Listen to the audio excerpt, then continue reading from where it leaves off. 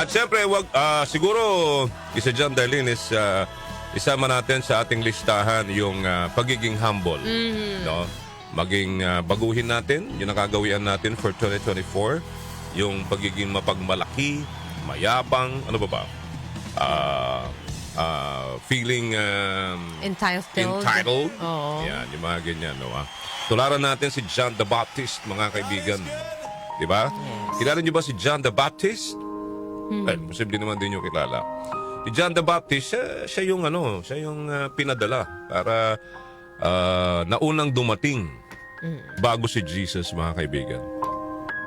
Na ang ginagawa niya, trabaho niya ay hikayatin ang mga tao noon, di ba? Na manumbalik sa Panginoon. Lagi niya sinasabi, repent! Ganun siya lagi, repent! Di ba? Pag nagbabaptize siya ng tao.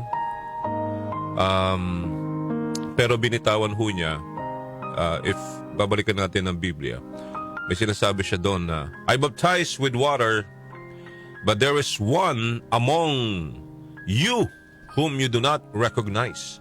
Sabi po niya, the one who is coming after me, whose sandal strap I am not worthy to untie. You see, mga kaibigan, hindi nagmalaki si John the Baptist na ako yung sugo, pinadala, para kayo ay, ang tawag dito, para magbalik loob sa Panginoon. Hindi. Ang sabi ho niya, siya magiging daan lamang. May darating na mas higit pa sa kanya.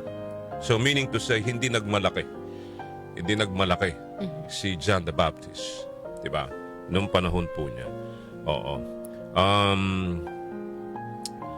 Sinasabi niya, pinaparating niya sa taong bayan, sa ating lahat ngayon, na may darating na magmiministro sa atin, which is none other than Jesus. Ina-acknowledge po ni John yung kanyang mission to baptize with water, na sabi niya, temporary lang ito. In preparation sa pagdating ng anak ng Diyos. Diba? Yung sinasabi ho niya, masasabihin nating John is a great, a man of great humility. Hindi siya nagmalaki, hindi ho siya nagmayabang, hindi niya sinabing siya ay powerful. As in, makikita natin na he's a good example na dapat tularan. A man of great humility. The question now is, gusto nyo bang tawag dito? Sumikat? Dakila? Sumikat? Kilalanin? Do you wanna be great? Yan ang tanong ngayon, Darlene. Ngayong taong 2024, do you wanna be great? Oo. Well, aminin man ho natin o hindi, alam po natin na deep inside us, may mga ganun na siyempre gusto mong maging ganito, maging successful in life. Kasi when you say great, mga kaibigan, sinasabi ho dyan, nandyan na ho yung success, pagyaman, power, di ba? Kapangyarihan. Yung, yung admiration mo sa iba. Di ba?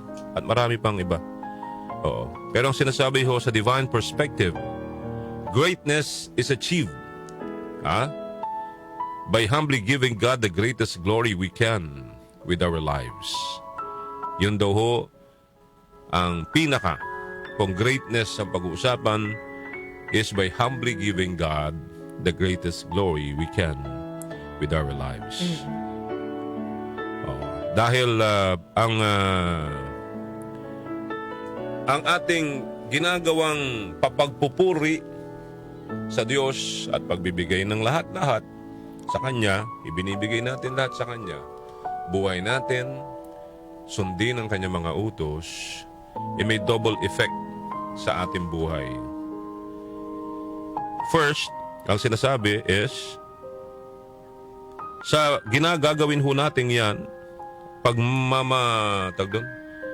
humbling ourselves, diba? Allow us to live in accord with the truth of what? Life. And the truth is that God and God alone deserves all our praise and glory. And all good things come from God and God alone.